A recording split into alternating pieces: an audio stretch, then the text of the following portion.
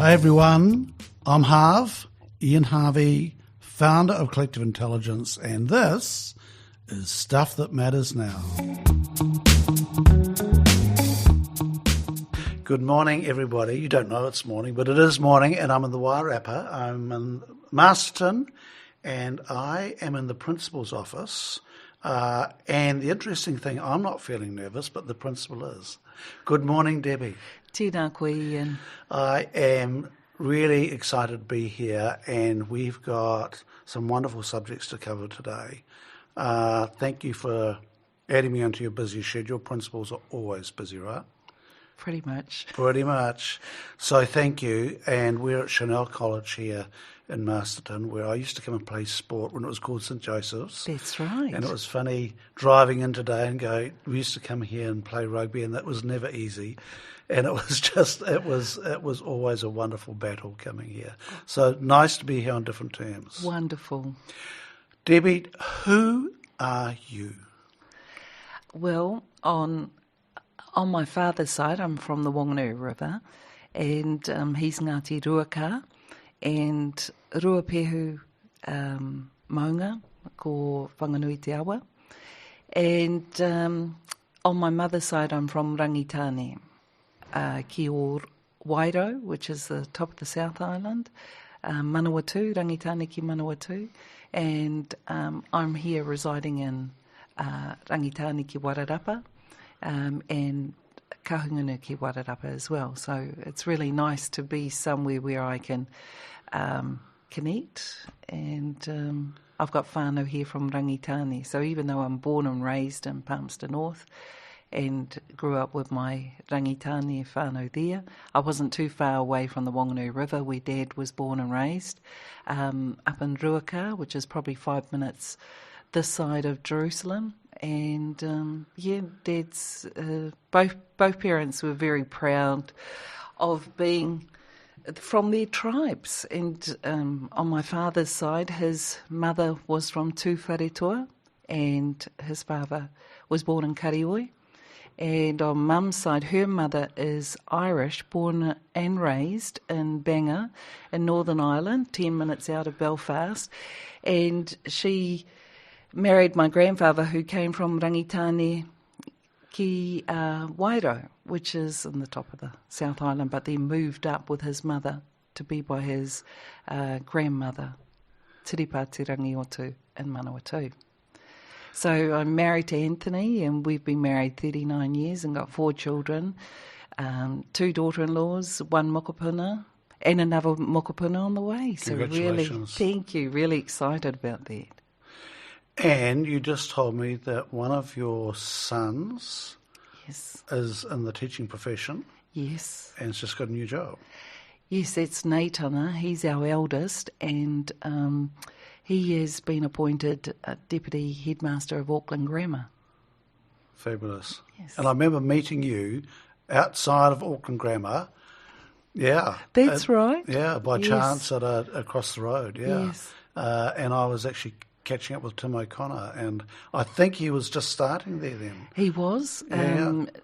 Tim has been a wonderful mentor to Tata, and that continues. And Tim and the board had appointed Nathan at that time to be introduced te reo Māori to Auckland Grammar after 146 years of it not being there. So we're really delighted he had that opportunity and proud of what he's achieved with the school, with the school's support. Yeah. Debi, where are we going to start today with this? I'm going to start with the fact that you have been teaching. Now, this is your 40th year teaching. Yes. And the fire still burns to educate. And what is it that makes you so passionate after 40 years, passionate about education? Well, that's interesting, because I remember when I was a younger, probably a first year teacher, I was, or second year at Howick Intermediate, and I looked at fourth year and fifth year teachers and thinking to myself, wow, they look old. So goodness knows I must look like I'm ancient to the current young teachers. But I think possibly it's because I've had that, I've had the ability to go wherever my passion has been, and interest and focus. So I've over those 40 years, I have been a teacher in intermediate level, and I really loved the Year 7 and 8 students, or formerly known as Form 1 and 2 students. I loved that age group. And then I went into deaf education. In fact, I actually had wanted to be a teacher of the deaf since I used to be a boarder at St Joseph's Māori Girls College and would jump on the bus, be on the Newman's bus with students who were going to St Dominic's School for Deaf. And they'd be signing away to each other, and I thought, oh, gee, what are they saying? I'd love to know what they're saying, and wanted to communicate. So I'd actually entered Teachers College with the aim of training as a teacher for the deaf. And then Keith Green, who was a lecturer at Palmerston North College of Education, when it came time after your second year to choose if you wanted to go into special ed or continue, he suggested to me, and it was the right suggestion too, I believe, for myself. He said, finish this and then do the 3-year teacher training and then specialise down the track. Get used to knowing what is, the normal range of development, and then you can go in and specialise. And I did do that. So I taught for 2 years, Melville Intermediate and Howick Intermediate, Melville Intermediate in Hamilton, Howick Intermediate in Auckland. Interestingly enough, Howick Intermediate in 1982 was the largest primary school in the country. We had over 1,300 students who were Year 7 and 8. That's a big school. That's huge. Especially with only 2 year levels. And I just enjoyed my time at both those schools. I've enjoyed my time wherever I've gone. And then I went into deaf education and worked at Kelston School for Deaf. Helped establish I was a teacher in the first reverse integrated school in the country. What's a reverse integrated? What's that? Well, we actually went before. Previously, you'd have students who were in special needs or deaf education by themselves. This way it was like, well, we're going to have our class and we'll have hearing students come in. And we were a bit worried at first when we offered it, thinking that people wouldn't want necessarily their hearing child to be in a class with a profoundly deaf child. But we were proven wrong, thankfully, and so many people said, yes, I'll have my child, because I thought, oh, crikey, we've got maybe 8 profoundly deaf children. I'm hoping that we'll have it so it looks a very natural makeup. I didn't want our 8 kids to have possibly 1 or 2 students who wanted to be there. But in fact, we had so many who applied to be in that class. Why did they want to be in the class? What was the attraction? I think people were starting to think at that time that it was important to be inclusive, because prior to that, students with special needs were designated, relegated to just units by themselves, standalone units, or even schools, and didn't interact with the general stream in education. Whereas I think people at that time were starting to think, if I've got a hearing impaired child, I want them to be with their brother and sister. That's important to me. I want them to be able to play sport with kids their own age. So people were receptive and open, and I possibly think they weren't given that opportunity beforehand, So can you sign? Yes. So you can speak New Zealand's 3 languages? I can. But in saying that, can I just say that when I trained as a teacher of the deaf, we learned total communication, which was known as the Australasian signing system. And every word was signed. Around about that time too, in the early 80s, the deaf community were becoming more vocal and saying, well, actually, we've got our own signing system. And that was the birth of New Zealand Sign Language. And I remember being asked by someone, what do you think about this? And I said, Of course we should be teaching New Zealand Sign Language. This is their culture. They know their language. We'd be honoured if we were taught that. I never knew we had that. Yes. I've never thought about it. That's interesting. I'd actually gone over to the States too. Years ago I was a Rotary exchange student and lived in Tiverton, Rhode Island, went to Tiverton High for a year. But had gone back to visit my host whānau probably 2 times after that. And one time, this is when I was training as a teacher of the deaf, I actually, so it must have been about 1982, 83, I had actually gone to visit Rhode Island School for the Deaf. What I didn't realise at the time in the States was there were 5 different signing systems, which was such a shame, within the States.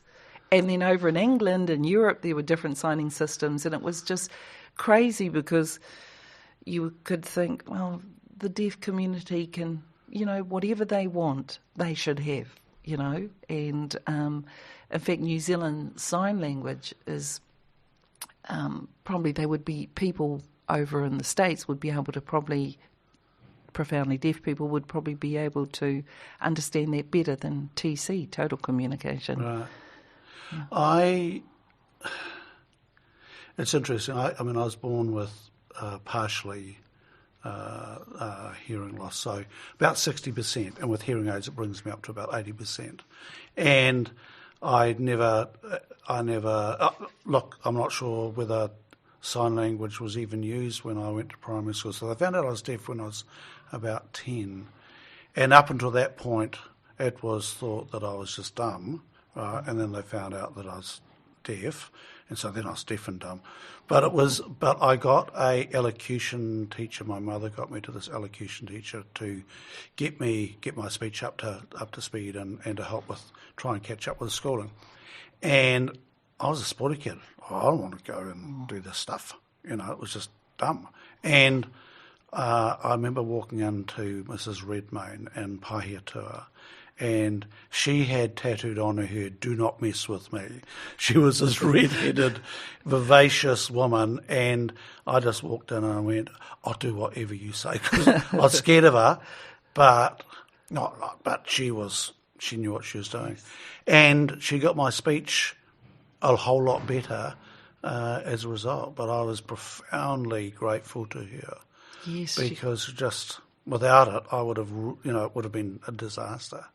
Well, I think some people have the notion that, with hearing impairment, that if you put hearing aids on, it's going to bring people in within the normal range of hearing. But in fact, it doesn't. It only amplifies the residual hearing that someone has. So if someone has a high frequency loss, and which would be the S and the J's they can't hear, for example, jump, they'd hear So it's really hard for a hearing impaired person, and I was fortunate that I got the little children. They were preschoolers. I had 4.5-year-olds through to 7-year-olds that I taught, but I was very fortunate in that total communication signing had been going for a few years, but before that they were made to sit on their hands, literally. And I could not imagine that, but I came through that deaf education training at a time when people were receptive to signing, so the students could sign. It was fantastic. It was a wonderful world and great to teach those little ones how, experiences. It was funny because sometimes my job was to take them out and about. We'd go to the zoo, we'd go, Kelly Tarleton's had just opened. We'd go for a walk uptown, and we'd be walking down the street, and one of the little ones might sign, "That lady looks fat," and then we'd be talking. The lady goes, "Oh, what did she say?" and I'd say, that you've got a happy face, so I had to lie for the benefit of that person, And then another one would say, "Has she got a baby? Has she got a baby?" And they ask her if when is the baby coming, or something, and it would be quite shocking in a way, Or sometimes in assembly, I would be down on the floor and the principal would be on the stage and in assembly and calling out things, and I'd be signing whatever it was, and then you'd see some of the kids signing back and saying, I'm bored, can we go now? Can we? And so, yeah, it does let you into a different kind of world, but I dearly love those kids. I put a post up recently on Facebook that the problem with the 1 p.m. Thing with Ashley Bloomfield and so forth is I've become fixated on the sign language, and I just watch how proficient they are, and I go, what a skill that they can listen to this and relay it in a different language in real time. And, there are times I'm watching them, I'm going, I'm not even listening to what Ashley's saying. I wonder what's going on, because and the whole facial thing's going as well. And it's interesting. I played basketball against a deaf team some years ago, and watching the intensity of their communication, because I think they might communicate more fully than us because they are totally committed to their communication. Well, we can get lazy and look away. Yes. These guys don't. They really focus, don't they? That's right, and they read your body language, they read your lips, they're watching your hands. Hence the reason why in the early days they had total communication before New Zealand Sign Language. But it's very special, and it's hard for those students and their families to sometimes participate in things because I think people are more receptive now. Yeah. Certainly those ones who are at 1 o'clock doing the signing are fantastic. And I've got to say that I'm not as proficient in New Zealand Sign Language. I need to go off to a course and learn as I am in TC, but right. And I just think it's wonderful that New Zealand Sign Language is out there. So we've actually, here at Chanel College, when I first came here in 2018, I taught Te Reo Māori, but I also taught to Year 7 and 8. So I thought I'd pilot it and see if they liked learning New Zealand Sign Language, and they loved it. So we're bringing through those students who are doing signing as well, just learning communicative stuff. And Debbie, so you go back, you're learning sign language there. Did you always were you brought up with taua Māori? Was that part of your upbringing? Well, I think not. My parents sent me to St. Joseph's Māori Girls College really to instill the language, and it was formally taught to me then. But I'd grown up around aunties and uncles who would speak it, not on mum's side, but certainly on dad's side. They were very strong in their reo and tikanga, and so I felt very comfortable in both worlds. And going back 40 years, the language has come so far. Especially, it's on a real upward slope at the moment. Love it. It's fascinating, isn't it, Yes. to see that and it's catching some people by surprise, Yes. which is kind of interesting because I've seen it coming for a long, long time and quietly building and building and building, and now it's sort of just getting the attention of some people who I think have been asleep or tucked away and are pushing back now. Why? What's the question? What's the significance for you seeing it, how it's being used in New Zealand now? Oh, I'm extremely heartened. I love it, love seeing it, how people were using it. My own children went to Kohanga Reo and Kura Kaupapa Māori, and from the time they were born, I undertook to speak Te Reo Māori to them exclusively up until they were about 10, and their father spoke to them in English. And they were very lucky because having gone through Kura Kaupapa Māori, Kohanga and Kura Kaupapa Māori, but the kura opened in Manawatu as Nei Tana Term 5. Right. So we were very fortunate. Whereas others, it was a lot harder for them because there wasn't a facility, a school, a kura for that to happen. But certainly having worked in mainstream, and coming back to that first question, sorry, because I didn't answer it fully, but what keeps me passionate about it is education. Is I've been able to go where my interests are, and I hope where my strengths are as well. So I'd gone in mainstream intermediate, then I'd gone into special ed with deaf education and worked there for a number of years as a teacher in the classroom, and then as a resource teacher. So I would travel sometimes up to 500 kilometres in a week as to go into mainstream classes, early childhood, primary and secondary schools to support students who were moderately to profoundly deaf, but being supported within a mainstream education system. And then when my own children started at kura, well, prior to that, I'd been approached to be the first Tumuaki of Te Kura-kaupapa Māori o Manawatu, and we were one of 6 piloted kura in the country. The other 5, we were the only ones south of the Bombay Hills to be in that pilot. And so there sort of was, I suppose, my work in Māori medium education for some time. And that was, I learned a great deal. I learned as much as the students.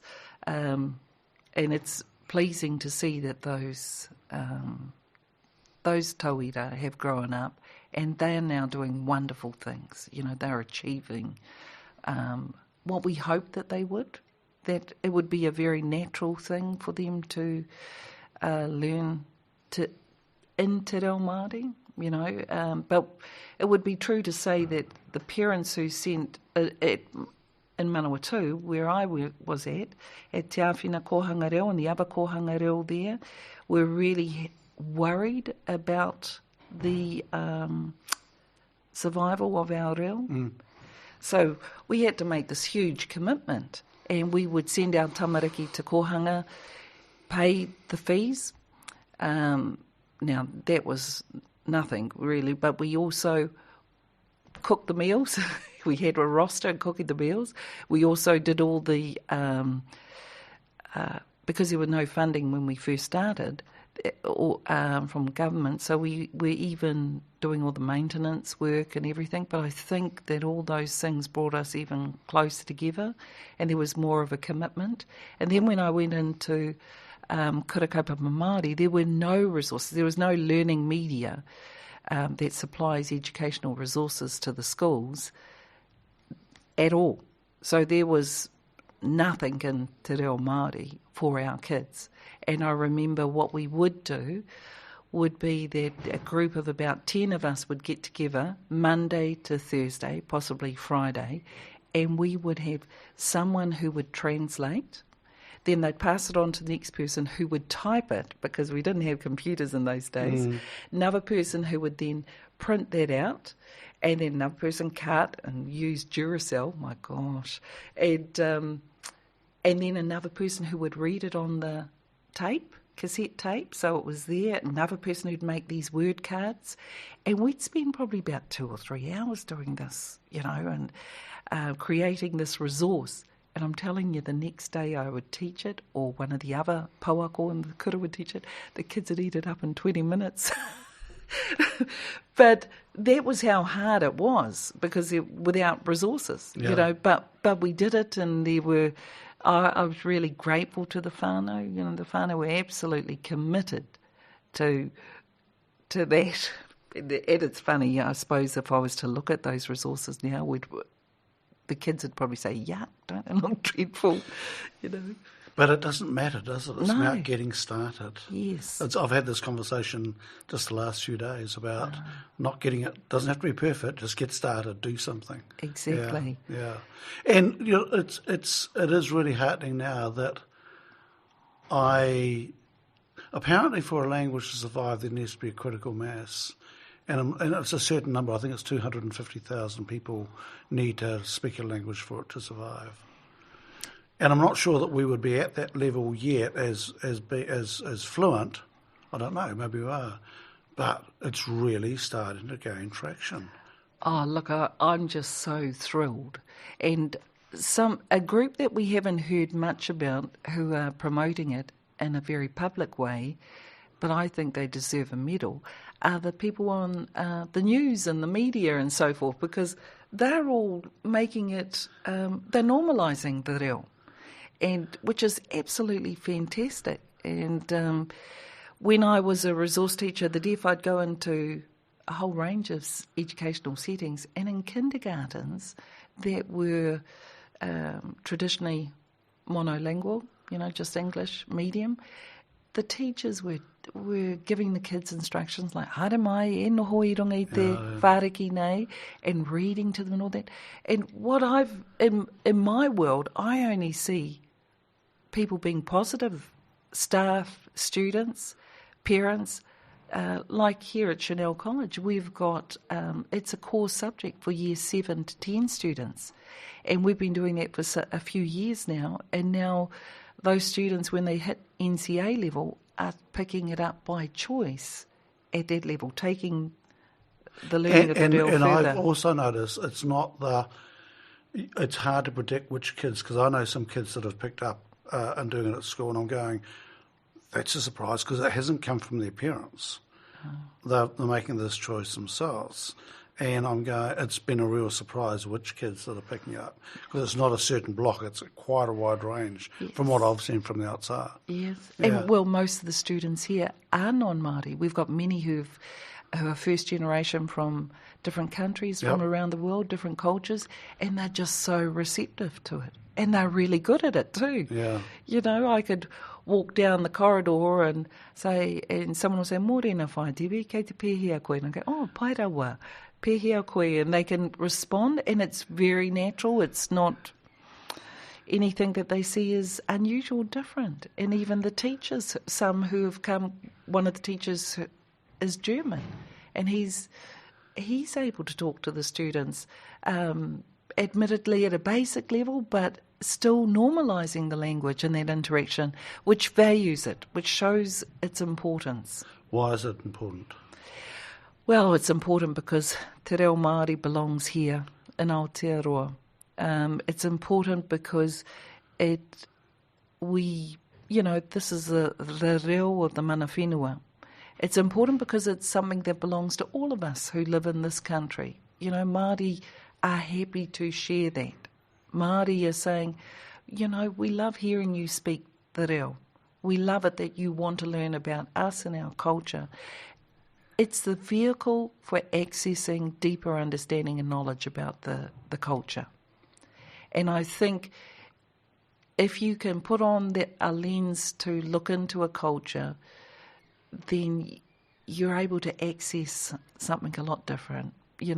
There's a richness in learning about different cultures. And then from an educational point of view, Debbie, what impact do you see in other aspects of their learning? I think that people who are open to learning te reo Māori have a greater tolerance of other people, of other cultures, and they're open-minded. They're able to look at different viewpoints. They're diverse thinkers. They're problem solvers. They get on well with other people. That's the beauty of language and languages. I think our students are able to, if we can expand their worldview, if we can expand their ability to communicate with people, then that's got to make for a better world. Because, there's a whole lot of things going on around the world, and we need people to be able to talk to each other in a respectful way, in a way that is, I suppose, generous, because I don't think perhaps we've been that generous before in the past.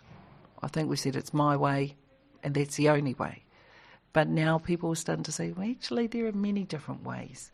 And together, we could actually solve things. And I've never thought about that. So there's more agility in people's thinking. And I think that's something important for the future. Well, now and the future. It's always been important. And And people, I suppose if you're more reflective on how you interact with people and why you interact with them, then you want to expand your repertoire in terms of communicative language and skills and ability. Nice. Thank you. Debi, within collective intelligence teams, the impact of Māori has been huge for us, because I often think Māori understand collective intelligence better than we do. And whenever we have people like you in a team that bring your culture in, the teams go better. You know, it's because the interesting thing with the Māori culture, it's very much into sharing, you know, and it's a very generous culture. It's about sharing and partnering. And yeah, our teams go better when we have that Māori influence in the teams. Well, I've been in Team Aki Aki for many years, and I've just been really just blessed to be in that team, and they've always been receptive, and even the very name, you know, Aki Aki is to encourage and support, and they went for that name, you know, and they wanted that, and I think it was reflective of that. CQ, mind you, is very whānau oriented anyway, I found. Yeah, it is, but Māori have given us more skills. That's the thing, is that it's been a seamless integration, and I think our Māori membership now is about 13%, and that's growing all the time, that percentage, which is really exciting. Great. And it really, it's just a natural thing. It just happens that the more Māori influence we have, the better we operate, you know, and we know that now instinctively, right? We don't have to worry about it. And it's interesting, not all Māori have access to their culture, but that is changing. Yes. Some bring more in than others, but yeah, it's been a common thing. And I'm surprised when people, even today, are worried and scared about Māori influence. You see it in social media, right? And people are pushing back about this Māori being rammed down their throat. And I'm thinking, nobody's ramming it down your throat. It's just evolving. It is just evolving. It's certainly interesting. I think yesterday or the day before I was listening to the news, and there was a discussion about should we be Aotearoa New Zealand or just New Zealand. And listening to some of the comments, I must admit I did get frustrated. But I was just like, oh wow, where are these people? Because they're not in my circle. No. You know, when I've gone into different I've got environments. A few. I've got a few. I just feel they're not open to those ones who were negative. Yeah. There's a lot must be going on for them. I think they must be feeling pretty unhappy with things, because the vast majority of people are very supportive, I've found, and open to improving relationships and understanding with Māori. So, Debi, how are we going to... we're teaching New Zealand history. Yay. And that's going to be interesting, isn't it? Because, you know, the debate that's going on now is irrelevant, right? Because this tidal wave is happening anyway, right? And so the people who are fighting back, I just go, that's cool. You know, just let them go, because there's this whole generation coming through that will have the language, which will have the history, which won't be threatened by Māori. You know, because I think from my view, I think people are surprised and threatened and going, well, am I still relevant, right? How do I fit into this new world? The younger generation don't think like that. No, I think I'm really delighted with where the younger generation are, and I think they're quite astute and discerning, and I think they want to know about the history, not only of Aotearoa, you know, across the board, but actually starting locally. Yeah. You know, I'm here in Masterton. What is the Māori name for Masterton? What happened here before? Yeah. You know, and where are the different places of significance for iwi? And who are the iwi? they're learning all that at preschool and primary school, so when they get to us, they actually have quite a good amount of knowledge, and then they can start to think at high school more critically about the history that's occurred. And that's got to be a good thing. I mean, we want students to think critically about everything, but we also want them to feel grounded in who they are and where they're from. I mean, these kids connected. here, connected. That connection is huge. Just huge. And Debi, so let's talk about that. And the concern we were talking about before is that, so we've got the rise of Māori culture and the benefits of that. We've also got the rise of this anxiety going on, right, at the same time. They're not related. I don't think they're related.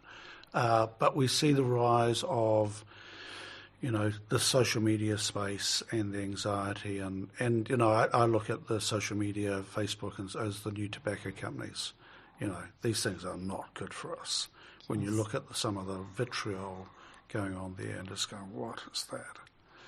So the difference between the kids that you started teaching and the kids that you're teaching now, what are the changes that you see in their mental health space? Well, undoubtedly, anxiety is growing. I've just massively. I mean, we didn't even talk about that in education when I first started, and maybe not even until about 10 years ago. Was that because you weren't aware of it, or it wasn't an issue? I think both. I think a bit of both. I think counsellors have always been aware of it, right. But now there seems to be a wave of young people, and I know it's a global concern because some of the research that I've read, and I remember being in Australia about 3 years ago, and there were a group of educators from all over the world, and they had said that the leading worry for all of them was anxiety amongst the students. And I think in some ways it's about parenting as well, about many of the things that have changed. That's changed as well. Social media, definitely. It's real. Students who have anxiety, it's a real thing. And I mean, I can't thank our counsellors enough for what they do and the support that they give the students. But I can't help but think that they're linked, the way in which people parent. I think every child needs to know that they're loved. Every child needs to know that they're safe and that there's someone or people who care for them. And I think maybe we need to be giving those messages more. And maybe if they're off their devices or there's more interaction with their parents and the whānau, that would help. What is anxiety? Trust you to ask me that question. Well, I don't really know what it is. Well, I mean, there are experts in there, but it's when, from my understanding, it's when students have a fear of something. They're not feeling safe, they're not feeling connected, they're worried, they're stressed. All those things are manifestations, from my understanding, of anxiety. And have we all felt this, Debi? Do we all feel anxiety at times? Yes, apparently, from my discussions with the counsellors that we have, yes. Yep. So it's a natural state. Yes. So what we're talking about is is that more anxiety than we should naturally feel. Yeah, now this is interesting because one of the things that I've picked up from talking with some of the counsellors that we've had is that everyone experiences stress, but it's got to be tolerable stress. Because stress is a good thing. Yes. Right? The performers who are going out on the stage, maybe they're in the performance Hamilton or something. Yep. Even those really you fantastic... before this podcast, yes, right? Because this is a performance. Yeah, I was certainly nervous. But, it's got to be tolerable stress. And so there are things that we can do to provide scaffolding to support our young people. But it's not only young people who are suffering from anxiety. No, I'm dealing with a guy right now who'd be early 50s, suffering anxiety, professional, and I'm supporting him, and he's doesn't have the scaffolding you talk about to do with this. Yeah. It's fascinating. And I think that we've got to have that within our society.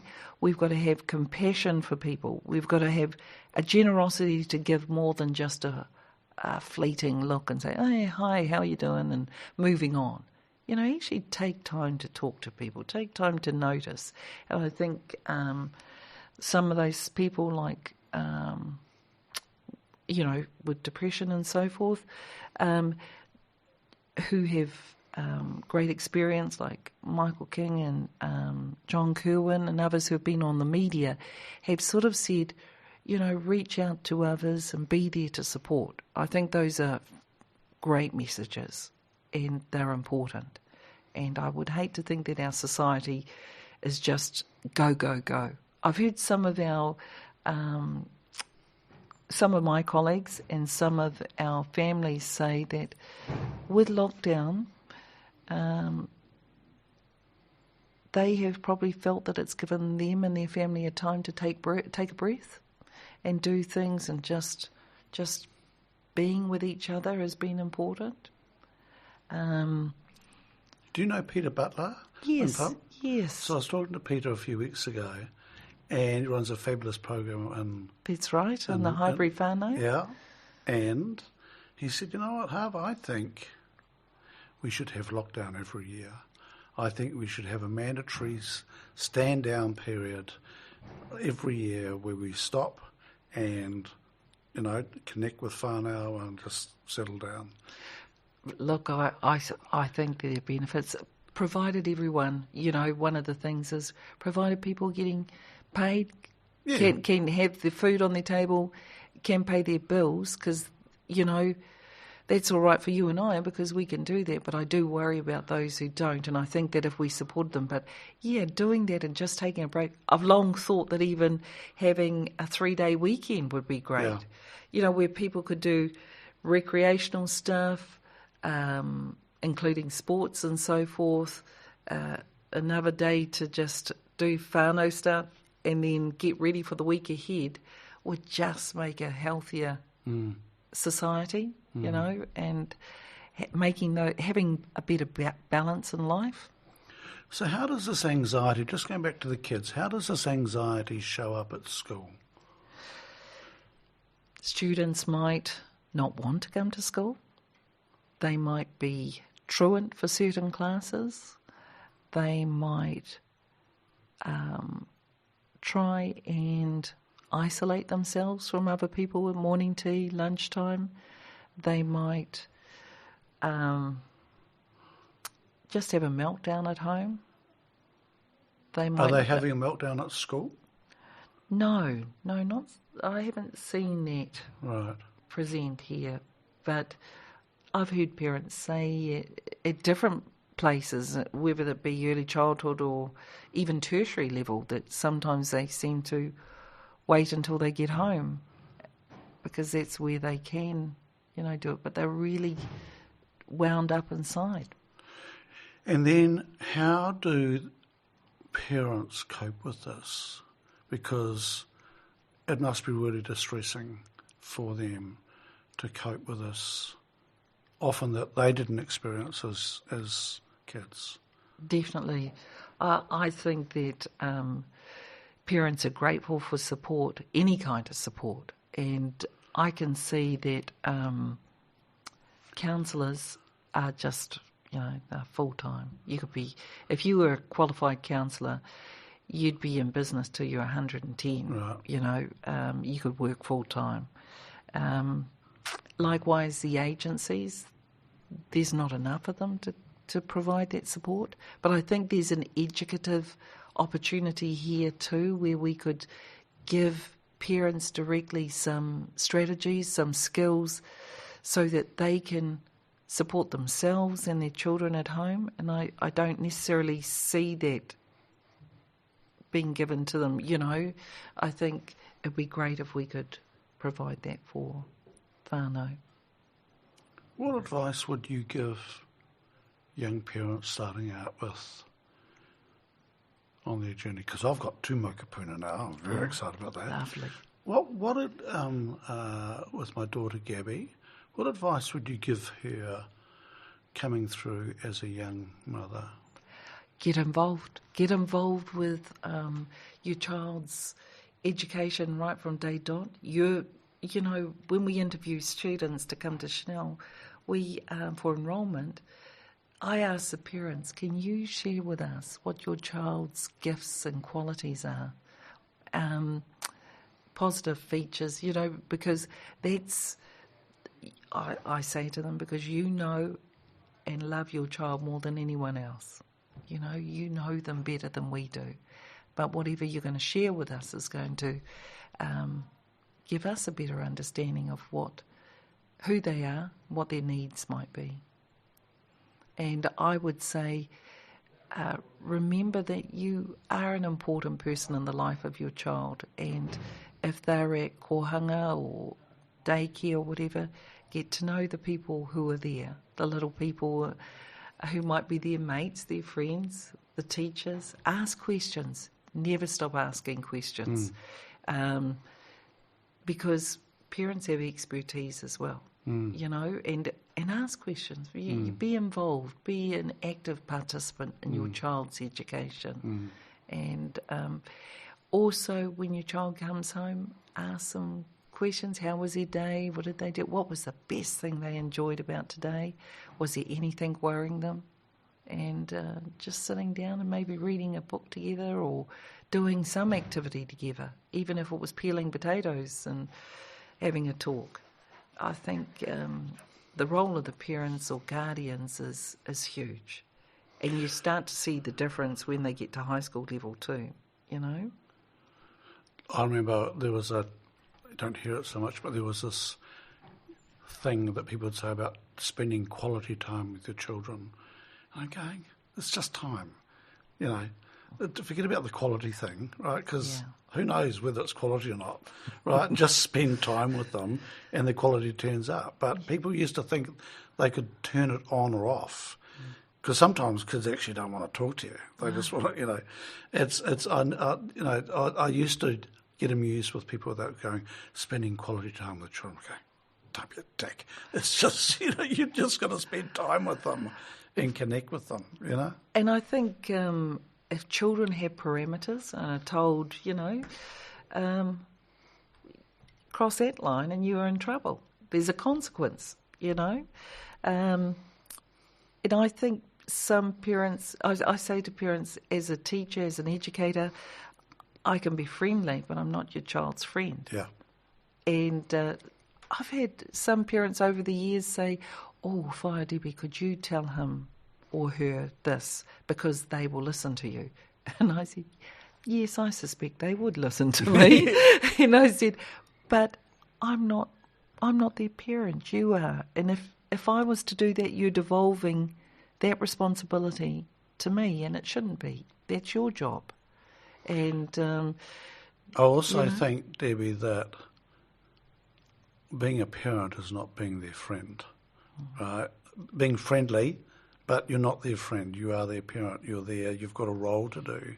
Yeah. And if the friendship thing turns up, you know, that's fine. But I always saw that as a secondary job with my kids, that they go, I don't like you. I said, that's cool, mate. I just, you know, it was, I'm here to be your parent, yes, which is a different role. You've got plenty of friends. You don't need any more. Yeah. And I think there is a distinction there, and it's a fine line, but I felt quite happy putting the guidelines around my kids, you know, and not too worried whether they liked me or not. You know, it was just, I thought they needed the boundaries more than they needed my friendship, you know, and we spent a lot of fun time together, but there were times that, you know, that had to be put aside and I had to be the parent. Yes. whatever that is. Yeah. And I think if we look at whānau, that's the strongest social unit that we have, or it should be the strongest social unit that we have. It's really influential. So keeping it real for kids is important. You know, I'd say I always tell the kids when they're about to go on holiday to, be kind to themselves, be kind to their whānau, help out at home. Maybe at this age you can say things like, maybe it's your turn to mow the lawn, maybe it's your turn to cook a meal for the whānau. But just think about how can I help mum, dad, nanny, koro, papa, whoever, auntie, uncle, how can I help them? It's interesting that getting kids to help is really important because them helping often causes more stress than them not helping. It's easier to do things, and I think that's a really interesting thing, isn't it? Is letting them help means it might be a bit messy or not perfect, and that's okay. Yeah. I actually think it's important to develop, that's one of our key competencies, is managing self and participating and contributing. Well, if you don't give them those authentic opportunities, then how are they going to grow? How are they going to learn the importance of that? You don't want to be creating dependency. You want them to, as they grow, becoming more independent.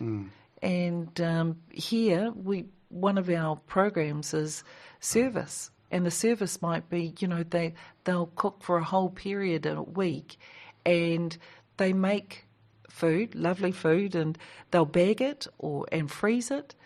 And that goes to either the food bank or the parish. They'll come, and anyone who might have had an operation or on a good thing, someone's had a baby and got a family of 5 or 6 kids, they don't want to be cooking in that first week or month at their home, so they can just come and grab some stuff.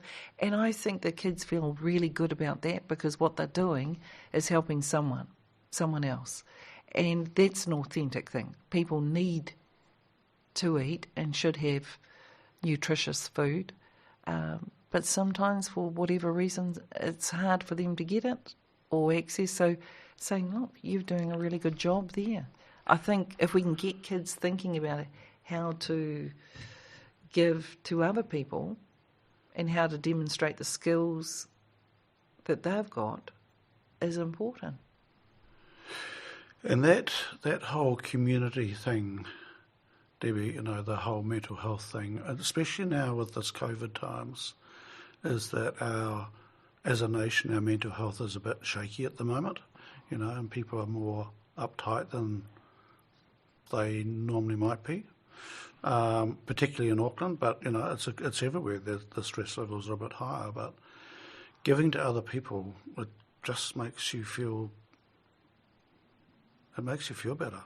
That's right. And I love seeing those, as you go down the street, there might be a little wee box and it's got books in it. And it's a community, help yourself to any books, or an old fridge with the front door off and people can put food. If they've got a lemon tree or something, they can put their lemons up or something, and people can come and go and give. I think those things are great. Yeah. And I think I'm never... I'm never shocked now when I hear people say, oh, so-and-so needs a hand because, could we get a food bag together for them? Or one of the kids had mentioned something, and I thought, good on them, because they're alive to that there are people who have needs, so without asking questions or something, but they're astute enough to go just to watch, see how things are, and it might be that they've heard someone in the community hasn't got something, or they've walked past and seen that an old lady's, struggling to with firewood, chopping a firewood or something like that. Those are important things. It just keeps the community connected. If someone goes and says, oh, would you like some firewood chopped up for you, some kindling, I could give you 20 minutes. Well, that's going to make a world of difference to that person, isn't it? But it's also great for the giver, Debbie, because, it was pointed out to me, I hadn't thought about this, but it was pointed out actually by one of our members who's Iranian. And he said, I have collective intelligence is about others. There's one of you and there's 8 of them. Yes. Right? It's mostly about others. I mean, a little bit on the core. I've never really thought about that. And he said, so being in a team is about giving to others. And it does feel good when you can help in whatever way somebody else. Oh, look, that's what I've loved about CQ, is because every time I felt reinvigorated after every CQ meeting, because we were sharing. Yeah. And that sharing, there's a richness in that, and hearing those, different stories was just so helpful. And you came away and you thought, oh, yes, you're motivated, you're invigorated, and you've learnt something. Or you're able to think, oh, I could apply that. I've never thought about doing that. I could do it that way too. Here's an interesting aspect about your profession, and this is a generalisation because it's a small group I've dealt with, but we've had maybe 10 school principals in teams. You're a pain in the ass to deal with because you're so busy. That's an aside. Just thinking about that. Principals are really hard to deal with. It's getting a slot in. But all of you have had one thing in common, and that's your ability to learn. It's been really interesting. I saw it with Principal Christine Layton at her first meeting, and she was writing a list. And I said, what's that? And she goes, these are all the things I've learnt from the meeting, or I'm going to do. And I was looking at this, and I'm going, that is sensational. Yes. And your ability to actually harvest information, it's an interesting skill. Not everybody has it. Do you think that's a principal thing, or was it just that little group that I was dealing with? I don't know. I think it's an interesting observation because I've never sort of analysed that, but it probably would be very true when I consider or reflect upon my interactions with my other principals, whether that be here or Manawatu or nationally. I think that has been something that we've been able to do. Yeah. I've never thought about it before, though.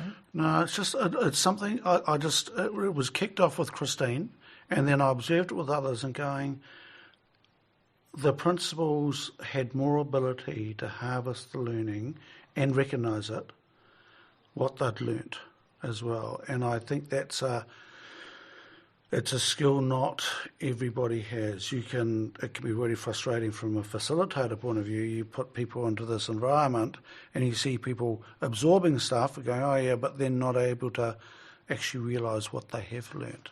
And the principals on a whole have been very, very good at that. Yeah. I remember a lecturer that I had at university years ago when I did philosophy, and that was Professor Ivan Snook, who's since passed on, but he was just a fantastic educator. And Professor Snook had said, in education, you never know where your influence is going to end, and don't think you could necessarily see it instantly.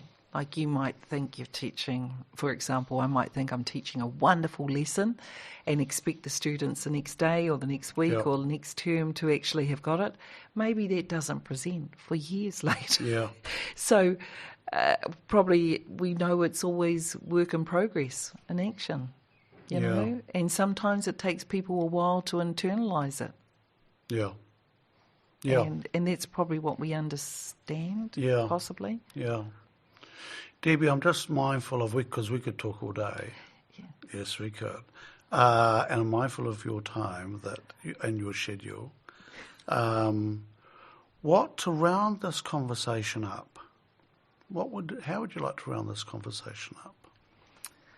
Oh, crikey. Look at me. I'm being really disciplined here. I'm just going to show you the time because you haven't... I'm so impressed. Thank you. That's and I'm not deleting that. Principal said that was impressive. That's the first time a principal's ever said that to me. What would you like to round up this conversation with? I suppose I want to say that we should celebrate our individuality and uniqueness and see that in others. So you'd mentioned how you were a hard case at your school, and prior to our interview we were talking about that, and you'd mentioned, don't know about the principal's office, coming into the principal's office. First time positive experience. Yeah, and I think for me, probably one of the things, going back to that first question where you'd said, how come you've lasted that long? And saying, because I enjoy it, or I enjoy people, I love young kids, that's taken for granted. But I suppose what I really enjoy is the texture and the colour that you get from the diversity within the community I'd like to say serve, in the community in which you belong and serve or have joined, and I just think that texture and colour and the difference is so wonderful.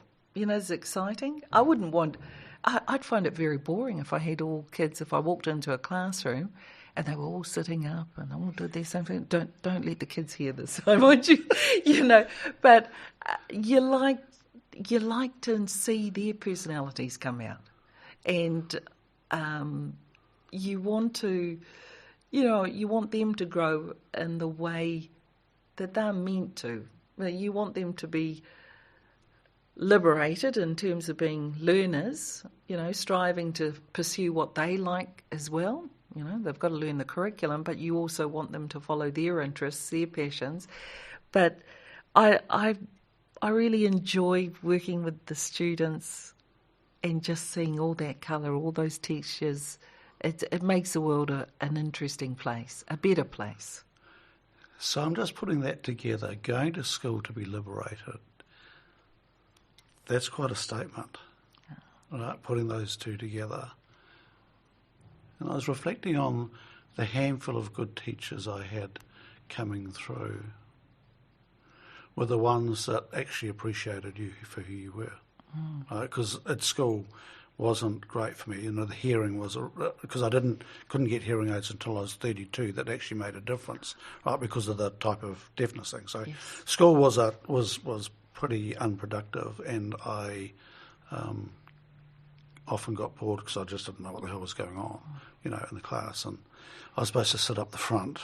So I started doing that, but that's terrifying because all the action's going on behind you, and the last place you want to sit is up the front because, you don't know what's going on. So I just sat back left-hand corner. That's where I sat, and I could observe what was going on in the class and so forth. But the teachers that really made an impact on me were the ones that got me more than most of the others, and were okay that I was a bit odd and quirky. Yeah. And I think it's not about what you teach. When there are reunions and so forth, no one says, I was first in maths in year 8, no one remembers that. But it's like how people made you feel. Yeah. There's my mate over there. I remember being here and via Debi used to do such and such, or Mr. whoever used to do this. It's how people feel. And I like to think of the students staying at school as long as they can, because I think it's an opportunity for them to prepare for life beyond school and learning how to interact with others, learning how to do things that they want to do, just maturing in terms of being critical, being reflective. I think it's important that it's not just about it's all teaching and learning, but it's not about the curriculum teaching and learning, if you know what I mean. I want students with good hearts. And that's everyone's capable of having that. I wish I could take a photo of your face when you said that. Lovely. Having kids with good hearts. Thank you.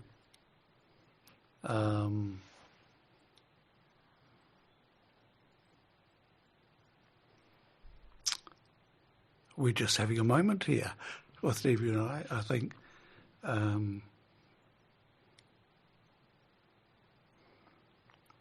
that's a great way to end this podcast, Debi. Thank you very much. Thank you, Harv. And we're both crying. I've never ended a podcast crying, but there you go. Thank you for your work. Thank you for all the influence you've had on so many kids. And good luck for the future. Thank you, Harv. And thanks, CQ, especially Team Makiaki. I love all my colleagues and friends, and I've learnt so much from CQ. So, ngā mihi nui. Kia ora. You've just been listening to an episode of Stuff That Matters Now, brought to you by Collective Intelligence. I hope you enjoyed listening to the fun stuff, the rugged stuff, and the complete stuff-ups that have helped this particular Collective Intelligence member evolve while making the world a better place. Do check out our Stuff That Matters Now podcast series on your favourite podcast provider, or visit our website www.collectiveintelligence.co.nz to get links to new episodes. Contact us if you want to learn more about how we can help you evolve yourself and others. Thanks for listening.